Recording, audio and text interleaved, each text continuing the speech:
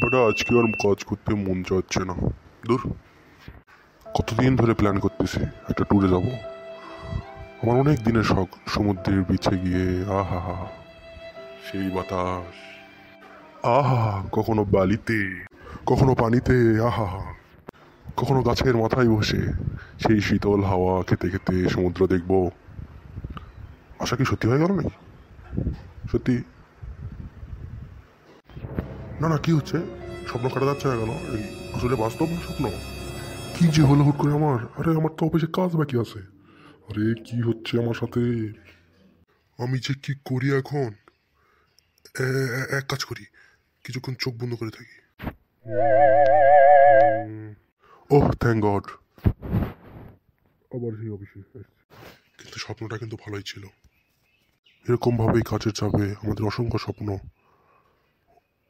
অপূরণীয় থেকে যায়।